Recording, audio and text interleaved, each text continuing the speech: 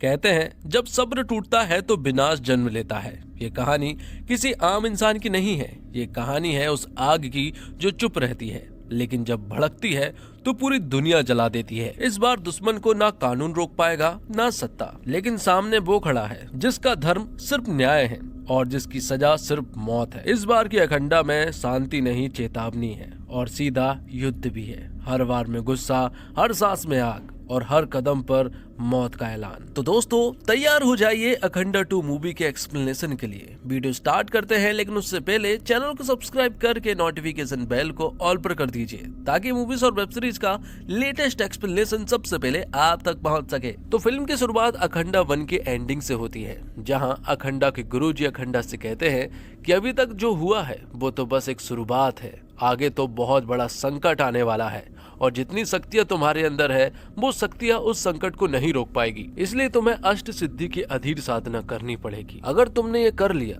तो खुद भगवान शिव तुम्हारा साथ देंगे और इस विपत्ति से लड़ने में तुम्हारी मदद भी करेंगे। अखंडा कहते हैं कि जब बात देश और धर्म पर आएगी तो वो हर बार वापस आएगा और इस सिद्धि को करने के लिए अब वो पूरी तरह से तैयार है। गुरुजी ने यह अखंडा को पहले ही बता दिया था कि अष्ट सिद्धि की अधीर साधना इतनी आसान नहीं है, इसमें बहुत सारे संकट आ सकते हैं, लेकिन अखंडा को कोई फर्क नहीं पड़ता। अब कहानी कुछ साल आगे शिफ्ट हो जाती है, जहां हम देखते हैं चाइना के कुछ सोल्जर को जो कि भारत के नॉर्थ ईस्ट में अटैक कर देते हैं और वहां के बहुत सारे लोगों को बेरहमी से मार देते हैं। मालूम चलता है कि इस ऑपरेशन का हेड जो है वो एक जनरल नाम का बंदा है और वो जनरल बहुत ही ज्यादा क्रूर है। वो बस भारत को किसी भी तरह से खत्म करना चाहता है, इसके लिए वो कुछ भी कर सकता है। पता चलता है कि जनरल का बेटा भी पहले चाइना की फौज में था, लेकिन जब भारत से उनका युद्ध हुआ तो उसका बेटा जो है वो एक ही मुक्के में मारा गया। इसलिए जनरल के लिए अब ये बदला जो है वो पर्सनल हो चुका है। जब बेटे की मौत हुई तभी से जनरल ने कसम खा ली थी कि कुछ भी हो जाए वो भारत को खत्म कर ही रहेगा। और अब जनरल को यहाँ चैंग नाम के आदमी के बारे में मालूम चलता है। उसे पता चलता है कि वो भी भारत को खत्म करना चाहता है, तो जनरल तुरंत ही चैंग से मिलने के लिए जाता है। जनरल जब चैंग से मिलने के लिए गया तो उसने देखा कि चैंग तो भगवत गीता पढ़ रहा है। ये देखकर वो हैरान था। तब यहाँ चैंग बताता है कि भगवत गीता में हर एक सवाल के जवाब हैं और अगर भारत को जवाब देना है तो एक बार तो सभी को भगवत गीता पढ़नी चाहिए। भारत को खत्म करने के लिए मैंने बहुत सारे उपाय ढूंढे हैं, बहुत सारे रोबोटिक सोल्जर और बहुत सारे वायरस भी बनाए हैं, लेकिन इन्हें सही समय पर इस्तेमाल करना होगा। अब आगे में पीएम ऑफिस की बैठक को दिखाया जाता है, जहां हमें मालूम चलता है कि इंडिया के साउथ के एक गाँव में कुछ लोगों पर बहुत ही ज्यादा जुल्म किए जा रहे हैं। दरअसल में उस गांव को सिलेक्ट किया गया है नए मेडिकल कॉलेज और स्कूल बनाने के लिए। तो जो टीम सर्वे के लिए गई थी उसी टीम को लोगों ने पकड़ लिया है। वो लोग जो है वो बहुत ही खतरनाक है। तब उन्होंने एक आदमी को सिलेक्ट किया जो कि वहीं आसपास कहीं रहता है। उसका नाम है बालाकृष्णन, जो कि कलेक्टर है। सरकार तो वैसे यहाँ पर फौज को भेजना चाहती थी, लेकिन जब बालाकृष्णन आसपास ही है तो आखिरकार फौज को कैसे भेजे भला। बालाकृष्णन वहां पहुंचता है और उन सभी लोगों को बहुत ही बुरी तरह से पीटता है और जो टीम सर्वे करने के लिए गई थी उस टीम को भी बालाकृष्णन ने आराम से बचा लिया था। जो लोग यहाँ पर ड्रग्स का धंधा कर रहे थे, जिन लोगों ने गाँव पर कब्जा किया हुआ था, बालाकृष्णन उन्हें एक सॉलिड स्पीच देता है और कहता है कि अगर एक साथ मिलकर रहोगे तो इंडिया तुम्हारा साथ देगा, वरना कुचले जाओगे। अब ये सारी चीजें हो जाने के बाद खुद प्रधानमंत्री बालाकृष्णन के पास आते हैं। पीएम यहाँ पर बालाकृष्णन से पूछते हैं कि आखिरकार उसके कितने बच्चे हैं। तब बालाकृष्णन बताता है कि उसकी एक बेटी है जो कि 17 साल की है और वो डीआरडीओ में साइंटिस्ट है। ये सुनकर पीएम पूरी तरह से हैरान थे, क्योंकि वो लड़की टॉपर है और उसका IQ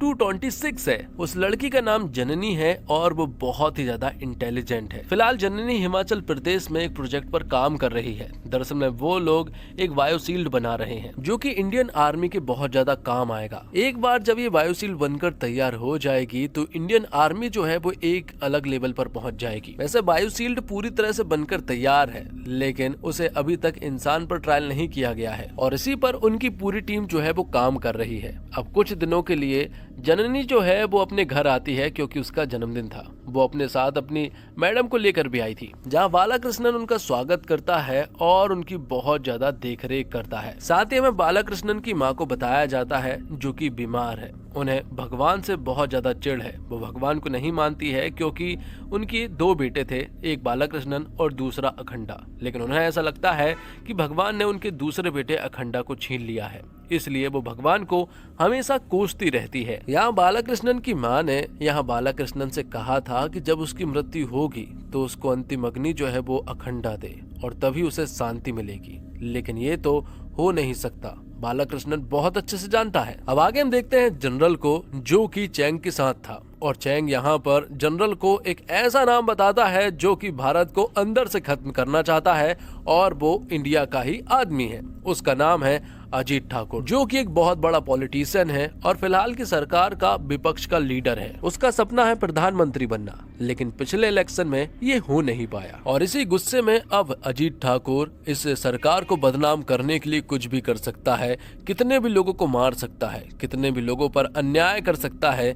इस सरकार को बस उसे बदनाम करना है। उसे कोई फर्क नहीं पड़ता कि कितने लोग मरेंगे, बस उसे तो अपनी सत्ता वापस चाहिए। इसलिए वो यहाँ पर जनरल और चैंग से हाथ मिला लेता है। जनरल और चैंग उसे एक वायरस के बारे में बताते हैं और उससे पूछते हैं कि आखिरकार हम इसे इंडिया में किस वक्त प्लांट कर सकते हैं। तो यहाँ अजीत ठाकुर बताता है कि 140 साल के बाद महाकुंभ वापस लौट रहा है। इससे अच्छा समय और इससे अच्छी जगह कोई हो ही नहीं सकती। तब उन्होंने जगह और समय डिसाइड किया, जो कि महाकुंभ के समय पर वो लोग इस वायरस को प्लांट करने का पूरा प्लान बना लेते हैं। वो लोग इस वायरस को त्रिवेणी संगम में फैला देते हैं और फिर जब भी कोई महाकुंभ में स्नान करता तो हर कोई उस वायरस से इन्फेक्ट हो जाता। तुरंत तो ये वायरस असर नहीं दिखाता है, लेकिन 1 घंटे के बाद इसका असर बहुत ही ज्यादा भीषण था। हर कोई बीमार पड़ने लगता है और बहुत सारी जानें जाने लगती है। ये बात अब सरकार तक पहुंच चुकी थी और सरकार के पास इसका कोई भी उपाय नहीं है। इस चीज का फायदा उठाकर अजीत ठाकुर जो है वो सभी लोगों को अपनी साइड कर लेता है और उन्हें सरकार के खिलाफ भड़का देता है। लोग भड़क भी जाते हैं, यहाँ तक कि वो भगवान तक को नहीं मान रहे थे। लेकिन डीआरडीओ के पास बायोशील्ड है। उन्होंने अभी तक इसे इंसान पर ट्रायल नहीं किया था, लेकिन ये बहुत ही सही समय था, इसलिए जननी जो है वो इस बायोशील्ड का ट्रायल करती है इंसान पर और ये काम कर रहा था। मतलब कि अब इस वायरस का एंटीडोट जो है वो इस बायोशील्ड से बना सकते हैं। सरकार को जब ये बात मालूम चली कि डीआरडीओ ने उस वायरस का एंटीडोट बना लिया है तो वो तुरंत ही उसे अपने पास लाने के लिए कहते हैं। लेकिन तभी उस लैब में हमला हो जाता है और वहाँ सारे साइंटिस्ट को मार दिया जाता है। यहाँ जननी और एक और फीमेल ऑफिसर बची हुई थी, लेकिन आखिर में वो यहाँ पर मारी जाती है और आखिर में सिर्फ जननी बचती है और जननी के पास ही वो एंटीडोट है। जननी यहाँ पर अपनी जान बचाने की पूरी कोशिश करती है और वहां से भागती है, लेकिन वो इसमें नाकामयाब रहती है क्योंकि वो बहुत सारे थे, इसलिए वो यहाँ नहीं बच पाती है। वो लोगों के कब्जे में आ जाती है। जब वो उसे जान से मारने वाले थे और उस एंटीडोट को पूरी तरह से खत्म करने वाले थे कि तभी यहाँ पर एंट्री होती है अखंडा की, जिनकी अष्ट सिद्धि की साधना संपूर्ण हो चुकी थी और अब वो यहाँ पर आकर सभी लोगों को बहुत ही बेरहमी से मारने लगते हैं। जो लोग जननी को मारने के लिए आए थे वो बहुत ही खतरनाक थे, वो बहुत सारे थे और पूरी तरह से हथियार से लैस थे। लेकिन यहाँ अखंडा जो है वो उन्हें बहुत ही आराम से मार रहे थे और चुटकियों में उन सभी का सफाया भी कर दिया था। अखंडा ने यहाँ पर कहा था कि जब भी देश और धर्म पर बात आएगी तो वो लौटेंगे, चाहे कुछ भी हो जाए। दूसरी तरफ हम देखते हैं कि सरकार को ये बात मालूम चलती है कि कुछ लोगों ने लैब पर हमला कर दिया है और एंटीडोट को पूरी तरह से खत्म कर दिया है। सरकार को ऐसा लगा था कि शायद उन्होंने वायरस के उस एंटीडोट को खो दिया है। तो वही जनरल को भी ये बात मालूम चल चुकी थी कि उन्होंने लैब को तो खत्म कर दिया है, लेकिन एंटीडोट अभी भी जननी के पास मौजूद था। वो उसे लेकर आ रहे थे, लेकिन उसे नहीं मालूम है कि उनकी मुलाकात बीच में अखंडा से हो गई थी और अब जनरल का अपने लोगों से कोई भी कांटेक्ट नहीं हो पा रहा था। इसलिए जनरल जो है वो अजीत ठाकुर से कांटेक्ट करता है और उससे कहता है कि वो उस जगह पर जाकर देखे। अजीत ठाकुर जब उस जगह पर गया तो उसने देखा कि जनरल के बहुत सारे लोग बुरी तरह से मरे हुए हैं और किसी के पास भी कोई भी एंटीडोट मौजूद नहीं था कि तभी यहाँ पर नेट्रा नाम के एक बंदे की एंट्री होती है, जिसके पास बहुत ही सारी असुरी शक्तियां हैं और वो उन असुरी शक्तियों से किसी को भी खत्म कर सकता है। नेट्रा यहाँ पर अजीत ठाकुर को बताता है कि तुम्हारे लोगों को किस तरह से बेरहमी से मारा गया है। नेट्रा यहाँ पर उसे बताता है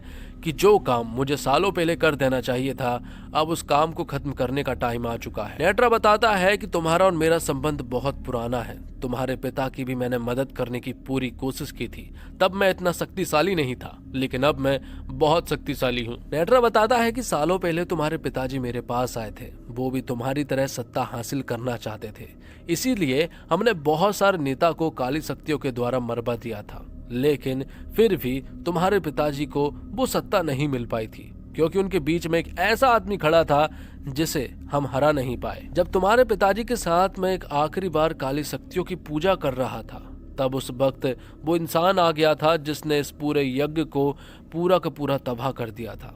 उस आदमी का नाम कोई और नहीं बल्कि अखंडा है। अखंडा ने वहां पहुंचकर सभी लोगों को बहुत ही बेरहमी से मारा था, और तो और अखंडा ने ही तुम्हारे पिताजी को भी बहुत ही बुरी तरह से मारा था। मेरा हाल भी हद से ज्यादा खराब कर दिया था। एक आंख निकाल दी थी और पूरा शरीर जो है वो खराब हो गया था। और फिर उसी वक्त से मैंने काली शक्तियों का अध्ययन स्टार्ट किया।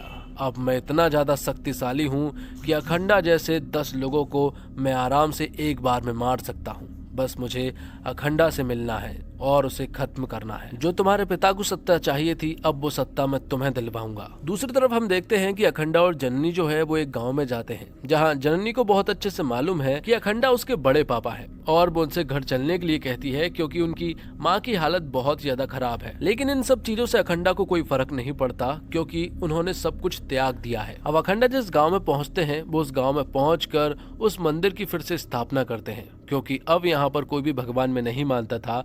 लेकिन अखंडा उन्हें बताता है कि हर एक जगह भगवान मौजूद है, इसलिए उन्हें मानना बंद मत करो। अब जननी इंडियन गवर्नमेंट को बता देती है कि वो जिंदा है और एंटीडोट भी पूरी तरह से सुरक्षित है, इसलिए अब सरकार जो है वो उसे लेने के लिए भेज देती है। लेकिन तभी यहाँ उस चॉपर पर हमला हो जाता है और उसे पूरी तरह से खत्म कर दिया जाता है। और इस बार का जो हमला हुआ है वो जनरल या फिर चैंग ने नहीं करवाया है, बल्कि इस बार का हमला जो है वो नेत्रा ने किया था, जो कि अब बहुत ज्यादा शक्तिशाली बनकर आया है। वो अखंडा से कहता है कि पिछली बार मैं कम शक्तिशाली था, लेकिन इस बार मैं तुझे आराम से मार दूंगा। लेकिन नेत्रा की ये सोच बहुत ही गलत थी, क्योंकि नेत्रा को ये बात नहीं मालूम है कि अखंडा ने अष्ट सिद्धि की साधना कंप्लीट कर ली है, और इसके बाद अब भगवान खुद उसका साथ देंगे। और अब यहाँ पर उनके बीच में जबरदस्त फाइट होती है। नेत्रा की बहुत बड़ी टीम थी जो कि यहाँ पर अखंडा के ऊपर हमला करते हैं, लेकिन अखंडा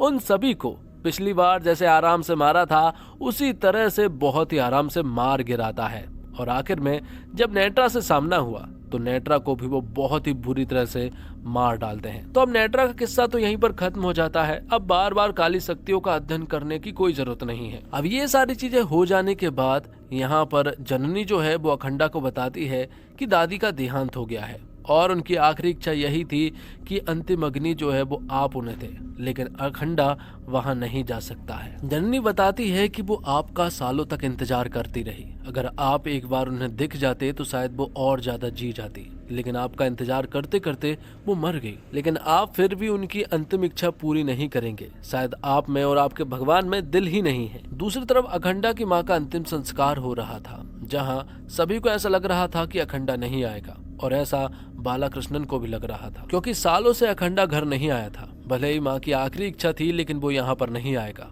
कि तभी हम देखते हैं कि अखंडा जो है वो यहाँ पर एंट्री करता है, और सभी लोग उसे देखकर हैरान रह जाते हैं।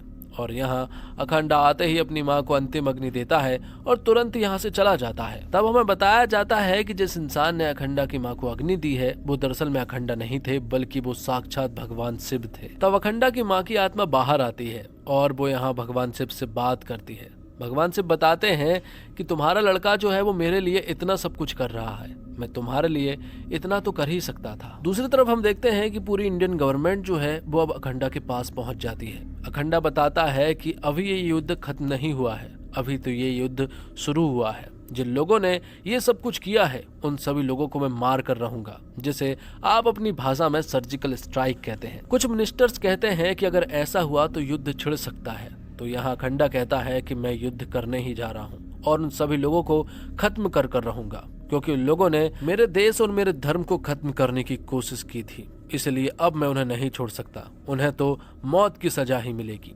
दूसरी तरफ हम देखते हैं कि जनरल और चैंग जो है वो यहाँ कैलाश पर्वत को खत्म करने की कोशिश में लगे हुए थे। जब वो उसे पूरी तरह से खत्म करने ही वाले थे मिसाइल के दौरान कि तभी यहाँ पर अखंडा पहुंच जाते हैं। वो यहाँ मिसाइल से उनके पूरे कैंप को उड़ा देते हैं। जनरल और चैंग के पास यहाँ बहुत सारे सोल्जर्स थे और उनके पास बहुत सारे हाईटेक हथियार थे जो कि किसी भी कंट्री को आराम से खत्म कर सकते हैं। उनके पास बहुत सारे रॉकेट लॉन्चर भी हैं जो कि सारी चीजें वो अखंडा पर चला देते हैं, लेकिन अखंडा अकेला ही उन सभी लोगों पर भारी था। आखिर में जब अखंडा ने सारे सोल्जर्स मार दिए तो अब जनरल जो है वो यहाँ पर रोबोटिक सोल्जर्स को बुलाता है जो कि बहुत ही ज्यादा खतरनाक है।